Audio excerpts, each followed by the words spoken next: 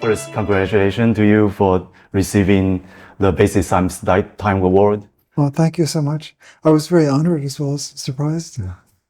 Let me ask the first question. So, at Strings 2024, held last month, Hiroshi Oguri and Andy Strominger invited the community to submit interesting questions that might possibly be answered in the next 10 years. And we would love to hear your perspective on this. What do you consider to be the most compelling questions in string theory that could see significant progress or revolution in the next decade? Well, I didn't submit a question to that discussion because I felt my crystal ball was cloudy and I wasn't terribly comfortable making suggestions of questions. Since you asked, though, I'll say that although I haven't been able to get involved in a way I find entirely satisfying, I find the relations that have been discovered between quantum information theory and gravity to be quite fascinating. And if I had to guess where a breakthrough might be in the next 10 years, I might guess there. Sometimes, though, I think that understanding Lorentz signature conformal field theories is very important.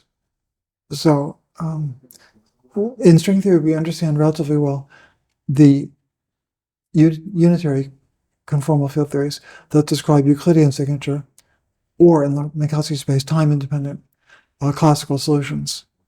But physics is really time-dependent in Lorentz signature. We've got very little understanding of conformal field theories that are non-unitary because the time is coupled in. I don't think I can truthfully say I can predict progress there, but I wonder if there will be progress there. Okay, so the next question is, can you briefly explain to us what is the current frontiers in understanding the quantum aspect of gravity? For example, this recent progress in understanding the entropy properties of gravity using von Neumann algebra as an example.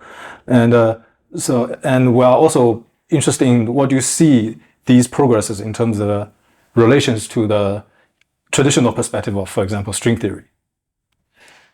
So ever since Bekenstein and Hawking, there's been this mysterious connection between gravity and entropy. In some sense, Einstein, at least for some purposes, Einstein's theory describes the average behavior of matter rather than the microscopic details. Well, maybe what I should say is surprising is that Einstein's theory knows about quantum mechanics. The purely classical theory seems to know that it's going to be quantized sometimes. That's mysterious, and of course, I wish we would get to the bottom of it. I can't imagine what the answer is. I dream of something analogous to the passage from classical to quantum mechanics with a simple answer where P and Q didn't commute anymore.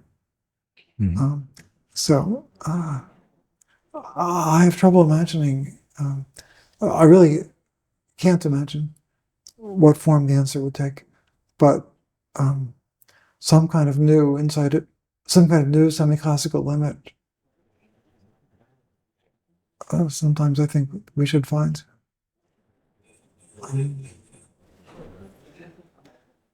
Sometimes I think there should be a way of quantizing large N theories that naturally gives a type 2 algebra rather than a Hilbert space, unusual story. But really, the honest answer to your question is that I don't know, I'm afraid.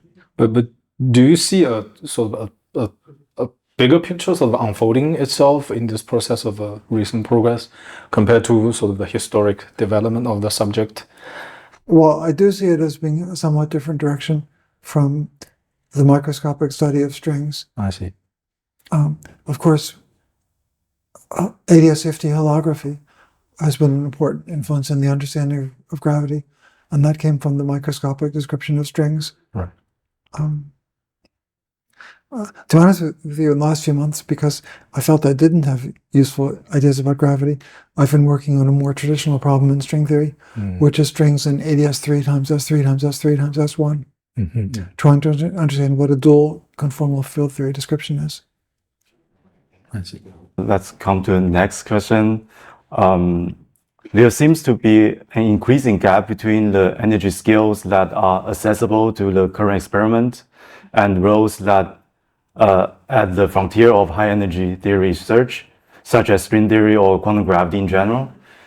how should theoretical physicists position themselves in the face of such a gap?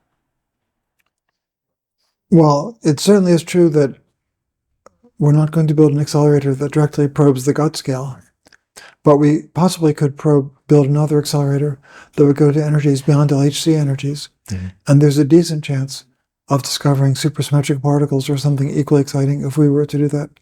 In fact, it's been pointed out by Nin, Arkani Hamed, and others that if you take the precision electroweak tests at face value, the best fit in the context of the SUSY gut corresponds to the SUSY breaking scale, not at a TeV, but more like 10 to the 100 TeV. Mm. So exploring that possibility, if we're able to do it, is extremely important. What I find daunting is that the time scale for the next high-energy experiment is quite long. Mm. Of course, there are other ways, if we're lucky, we could get information about fundamental physics. An idea that's very speculative, but which I've been interested in, is the hypothesis that dark matter is not the conventional non-relativistic cold dark matter, but is made of waves. Well, in the context of string theory, probably very light axions with exponentially small masses. People not motivated by string theory tend to regard that as a quite bizarre hypothesis. In the context of string theory, I think it's rather natural. There are some astrophysical hints, but who knows? So you mean even as a probe for a possible string theory test, it's still possible to be relevant? If we're lucky, right, we might be able to see what has been called the string axiverse. Mm-hmm. I see. There are scalar particles of exponentially small mass. When I say scalar, I just mean spin zero. I'm not intending to distinguish scalar and pseudoscalar, since parity is not an exact symmetry. Mm-hmm. But what about researches in quantum gravity in general? Since Planck scale, no matter by any standard, is not accessible in any recent future. So how do you see people working on quantum gravity specifically? How do they position themselves? We have to hope that somehow a general insight about quantum gravity would teach us something else that was useful. I see. I don't know. Yeah. So the next question is concerns seems to be currently there's a trend that it seems that the theoretical research is related to the especially fundamental physics has experienced an increasing level of I would say cross-fertilizations with sort of interdisciplinary areas ranging from condensed matter to, for example, information theory, as you mentioned before. Yes. Right. In fact, I think many new discoveries nowadays, in fact, takes the form of unexpected connections between previously sort of unrelated subjects. So what is a view on such a trend in terms of the current science progresses? Do you think it's a intrinsic thing? I mean, it's very healthy and invigorating when ideas from other fields turn out to be useful. Mm-hmm. The only part of your question that I'm not 100% sure about is whether it's exactly a trend now or was it also true in the past. I see. But anyway, regardless of the answer to that question, it certainly has been striking in recent years that chaos, ergodic theory, quantum information theory, all kinds of things that string theorists or people working on quantum gravity didn't think about have turned out to be relevant. Mm-hmm. So throughout your career, you've tackled numerous challenging problems in theoretical physics. Can you share a specific instance where you face a significant challenge or setback in your research and how you overcome it? And how did you learn from this experience? And how did it shape your approach to future research? Well, when I was young, I had a number of experiences where I had ideas that in hindsight were good, but I didn't quite pursue them adequately. I didn't take my ideas seriously enough or didn't figure out some detail, didn't pay enough attention to it. But anyway, there are all kinds of ways to go wrong. And I went wrong in every conceivable way, I would say. It actually used to get me upset, but eventually I accepted the fact that that's just what research is like.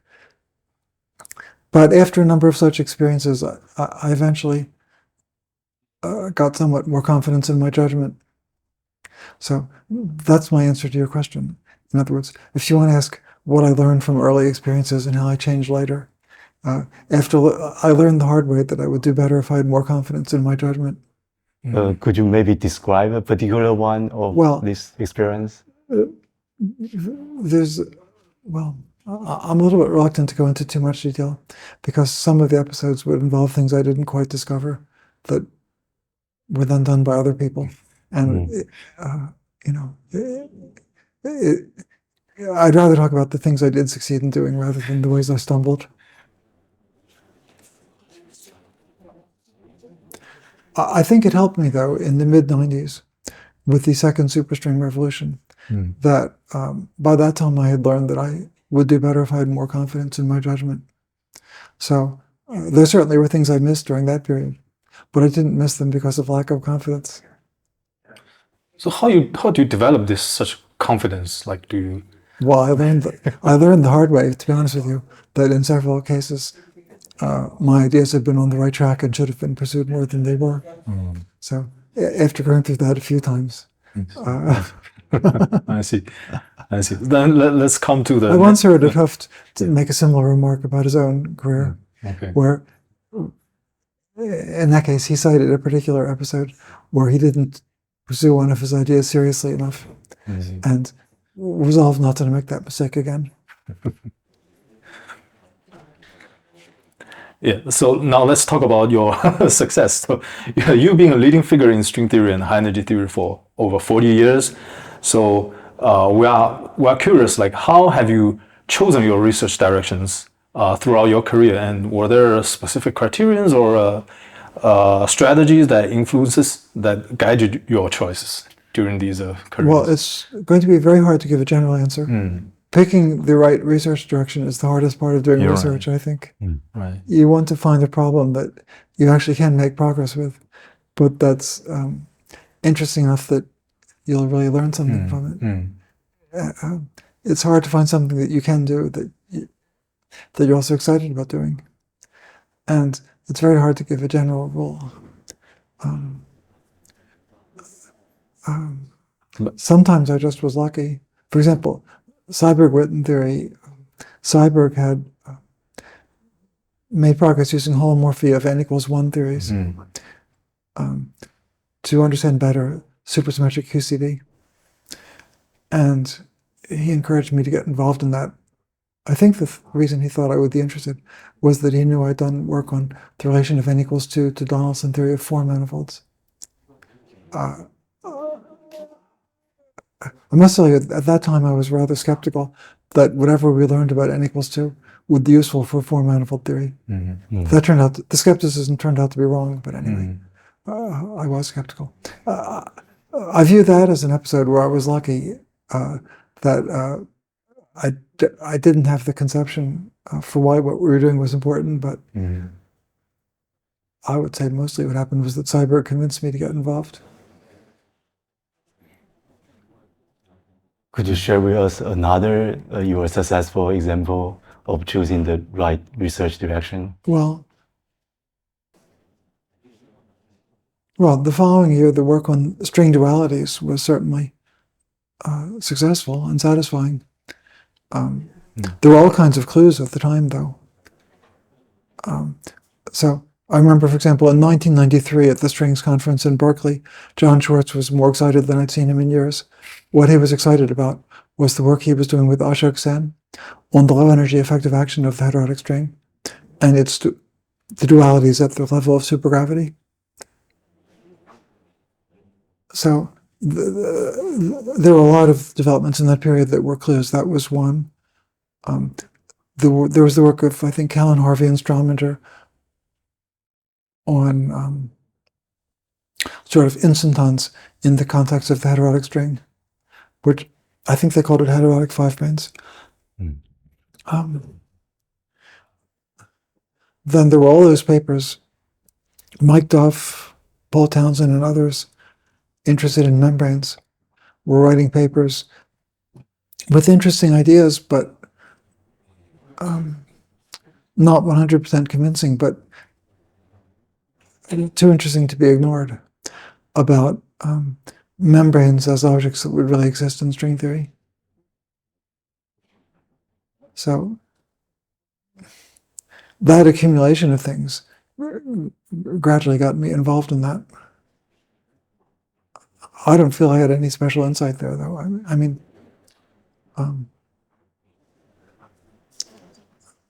I feel like there were multiple clues coming from all directions before I became involved in it. So there was my work on the geometric Langlands program. mm. I could tell you about that if you're interested. It's a little bit far away from physics. Yeah, I think that would be good. So the first time I visited in Oxford, visiting Michael Atiyah, I think was at the end of 1977 or beginning of 78. And Atiyah and I talked about Yang-Mills instantons on and off for a couple of weeks. And then suddenly he showed me two papers, Goddard, Neutz, and Olive, and also Olive and Montonen, and said that there was something very deep here. There, he thought. He told me that the dual group of Goddard, Neutz, and Olive was the same as Langlands' dual group of number theory. Like other physicists of that time, I'd never heard of Langlands or his program. And Atiyah urged me to go to London to talk to Olive about it. So I did. By the time I got to London, I don't know if you're familiar with the Olive-Montonen paper, but they considered an SU2 gauge theory spontaneously broken to U1 by a Higgs triplet. And then at the classical level, they had nice mass formulas for the masses of the W boson, the monopole, and the dion, and whatever other particles there were in the theory. And they wanted those formulas to indicate a duality. But it was very important that they had taken the Higgs potential to be zero. So I was very skeptical by the time I arrived in London, because one thing I did know about quantum field theory is that it's not really well defined quantum mechanically to say that the Higgs potential is zero in their non-supersymmetric theory. It would get renormalized, the renormalization is infinite. You could discuss what's the renormalized Higgs potential, but it's not really well defined to say that the bare Higgs potential is zero. So I was skeptical, but okay, I mean, what they were doing made more sense in the supersymmetric case, because there the Higgs potential, well, with n equals 2 supersymmetry, it gets unrenormalized. And although it's not zero, it is zero in certain directions in field space. There are flat directions. So their ideas made more sense. So that resulted in a paper that Olive and I wrote, which perhaps you're familiar with, where we showed that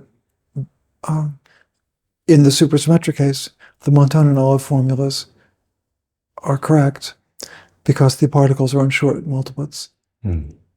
And the masses are determined by the central charges. There's a refinement that wasn't realized until much later in my work with Seiberg. The way I stated it is exactly true for n equals 4. For n equals 2, you have to worry about the fact that the coefficients of the central charges get renormalized. Okay. But so anyway, that was the first chapter of my work related to Langlands. But I drew the wrong conclusion from it.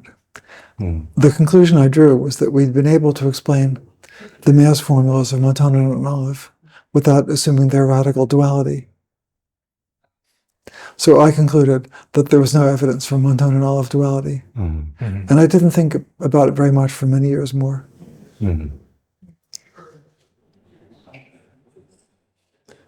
I guess there were two things that made me go back to it eventually. One was that for unrelated reasons, we eventually did get confidence in Montonen-Olive duality. By the mid-90s, it was clear that Montonen-Olive duality is correct. For n equals 4. Of course, not for the purely bosonic theory they wrote about originally. The other thing that happened was that Beilinson and Drinfeld developed this geometric version of the Langlands correspondence. And it all had to do with ingredients that were familiar in physics. They were using conformal field theory, mostly. But the ingredients looked like they were scrambled at random. They were using familiar ingredients in highly unfamiliar ways. I found that well, tantalizing, but extremely frustrating. I thought that if somebody was using conformal field theory to say something about math, then as physicists, we ought to be able to understand what they're doing. And for years, I couldn't, which bothered me on and off. Eventually, what happened was that Edward Frankel organized a conference at the Institute whose aim was to teach physicists about the geometric Langlands program. So there were several series of lectures, most of which I didn't get anything out of. And the reason is that if you try to explain the Langlands program starting from scratch to a bunch of physicists, you just can't get very far in a reasonable number of lectures. While I knew practically nothing about it, I knew as much as you could explain in such lectures. And the same went, so Mark Ruskey tried to explain the Langlands program starting from zero. I don't know what the other physicists there made of it, but well, anyway, I just explained my reaction.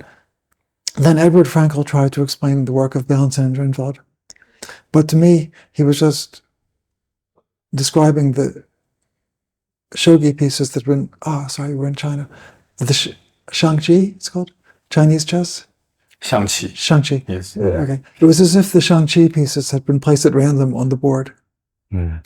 Because familiar ingredients, as I said, in conformal field theory, were being used in such an unfamiliar way. So Edward Frankel gave us a few lectures about the story I'd heard about before I knew I didn't understand. I didn't get much out of that either. Then there was one lecture by David Ben-Zvi that wasn't part of any series. He described what he called an approximation to the Langlands program. I think he was talking about the work of Urinkin. But I realized in thinking it over that, okay, he was describing his approximation to the Langlands program involved T-duality on the fibers of the Hitchin fibration. But I realized that the reason he was calling it an approximation was that he was looking at it in the wrong complex structure. In a different complex structure, it would be a mirror symmetry, and it would potentially be the actual Langlands program. So that was the starting point of my finally working successfully on this. Of course, originally with Kapustin, and then later on further developments, I worked with Gukov and then Gayotto. So that was definitely my project that had the longest gestation, because it kind of started in 1977 or 8 with the discussion with the Tia and then with Olive. And there wasn't any reasonable conclusion until about 2006. I see. However, I may have told you much more about this particular episode than you wanted. It had the following advantage. It was easy for me to tell you about it. Yeah, we know that's a quite long process. The next question is, so what advice would you like to give to young scientists and students who aspire to work in theoretical physics, in particular string theory? And are there any specific skills or mindset that you believe that are crucial for success in this field? Well, first of all, I get a lot of emails from young people asking me that question. So you can answer once for and all. I never know what to tell them. The only advice I can really give is to learn all you can when you're young and be open to opportunities, including ideas coming from unexpected directions. Okay, yeah, just like the story you just shared to us. The one about talking to Tia on the Langlands program? Yes. Well, yeah, okay. Hopefully, to the young people, some of your ideas will take less than 28 years or whatever it was to get somewhere. Okay, so let's get to the next question. So can you share with us your experience as a student? In particular, could you describe your relationship with your former advisor, David Gross, both during your time as a graduate student and in the years following your graduations? And how has that relationship sort of influenced your careers and researches? David's a very inspiring teacher, and I learned a lot from him. What actually comes to mind is one episode where I could have learned more, because Cal and Kuden, I was a little bit stubborn when I was a student, and I wanted to work on problems I defined myself.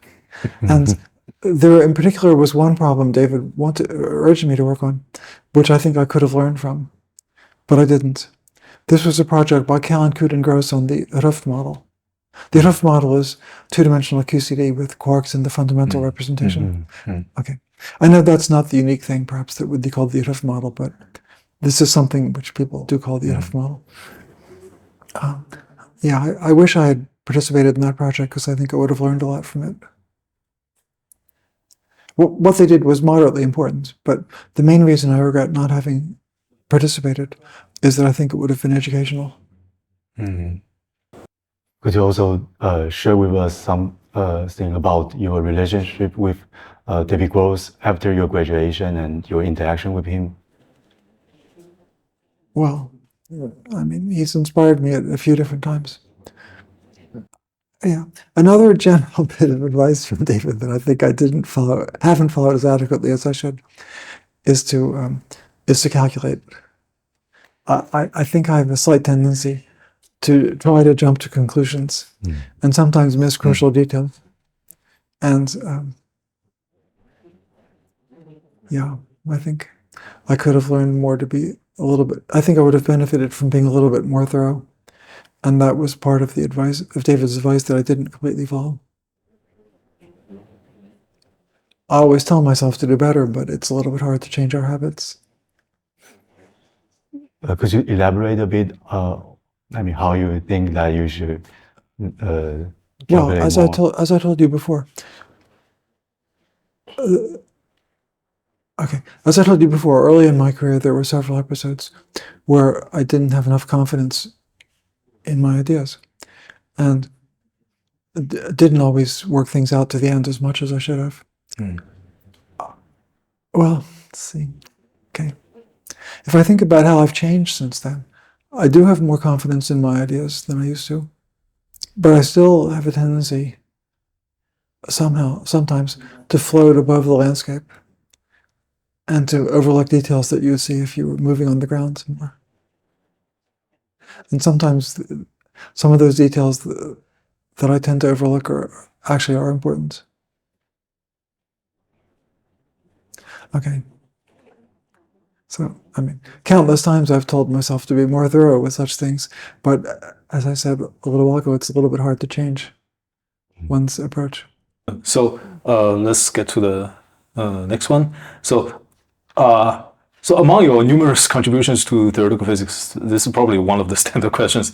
So which do you currently consider to be the most significant, and why, and how has the particular work influenced the field? Well, the most satisfying period in my career was in 1994 and 1995, with the work with Seiberg on Seiberg duality. Actually, a paper with Vafa giving a different kind of test of S-duality. You have to remember that S-duality, or Monton-Olive duality, was only gaining acceptance during this period. So that paper was also significant. And then the work on string theory, the second superstring revolution, applications of D-branes after Polchinski had showed that they carry wrong charge, and so on. So that was definitely the most satisfying period in my career. Roughly the 2 years that started, 1994 and 1995. So it would be nice to have another period like that, but who knows if we will during my active career. So let's come to the question about the policies on physics research. And so first question is, what contribution do you think physicists can make to the society beyond just their scientific research, and how their expertise and unique perspective can help addressing broader scientific or social challenges? Well, I'd like to believe that physicists, as scientists in general, would set an example of cooperation across what are sometimes hostile borders. In the Middle East, I've been very interested in the Sesame Project that involves Israel, about 4 or 5 Arab and Islamic countries, and the Palestinians. At Sesame, the people from different countries work together even if their governments can't stand each other. So that I've always thought that was an example for the world. Right. So now the trouble is, of course, scientists can and usually hopefully do set an example of international cooperation across cultures and borders of all kinds. But that doesn't mean that the rest of society will follow our example. And I realize we have a limited ability to convince our fellow citizens to behave sensibly. Yeah, I guess the scientific community is probably the last community to resist this trend of the sort of globalization at this period. Yes, I hope so. Okay, so now you have visited China a few times over the years. We're curious about what is your opinions regarding the development of especially theoretical physics in China in particular. Well, it's dramatic how theoretical physics is growing in China. And I'm very interested to see how that will unfold over the next decade or so. And like, in your view, like what can China do to play more important roles in the future than they do currently in affecting theoretical physics? What do you see? Well, as I said a moment ago, I'm impressed with the way theoretical physics is developing and growing in China. China might conceivably take a leadership role in experiment as well. I know there's talk about building a new super collider in China. I don't know where it would be, though. Do you know what is the location that's discussed for it? I do not know. It's uncertain at this information, point. I see. Another question is, so do you think that the quality of fundamental research, such as theoretical physics, is something that can be effectively promoted by any top-down like scientific planning? If not, why? And if yes, to what extent can it be pushed? And what do you think are the crucial aspects? Well, I'm not a policymaker, so I feel my ability to answer that kind of question is limited. Theoretical physics grows if there are young people who are excited about it, professors who help them get started, and then it hopefully becomes a self-sustaining process that keeps growing. And governments can make sure that there's the funding to make that possible, but it's the physicists who have to make it happen. Maybe another question is that your path of becoming a theoretical physicist is somehow unusual in the early years. Having had interest in and experience in history, linguistics, economy, and politics, what led you to eventually choose physics? And do you think these prior experience have had any impact on your career as a physicist? Well, the answer to the question of why I eventually settled in physics was I realized that was where my talent was. And I would have struggled in most of the other fields. To be honest with you, I think it would have been much easier if I'd studied physics from the beginning. I would have learned more as an undergraduate. If I think back on myself as a graduate student, I definitely knew as much physics as you'd expect a physics graduate student to know. But I still think, see, what I especially feel is that sometimes when fields that we didn't think were related to string theory or quantum gravity become relevant, it would have helped to know more about some of those areas already. And I think I might have had a slightly broader education if I hadn't made the detours you ask about. So I definitely think I made things harder for myself that way. There is one comment I want to make about it, though. My path was difficult in the US, but it would be impossible in many countries. Because, well, first of all, unfortunately in the world, there are many countries where scientific education is weak, and young people in those countries are at a disadvantage in trying to become scientists.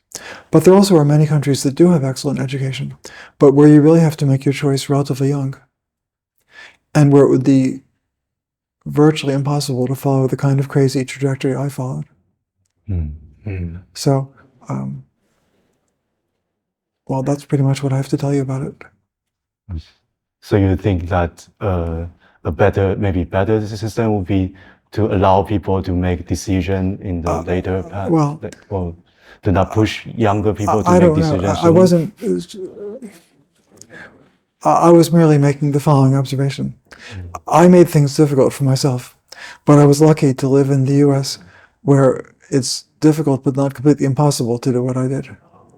I think that I've often wondered what would have happened to me if I'd grown up in a country with an excellent educational system, but where it's harder to follow the kind of crazy path I did than it is in the U.S. I see. I see. I see. That's a question that doesn't have an answer, so we don't have to try to answer it. Yeah.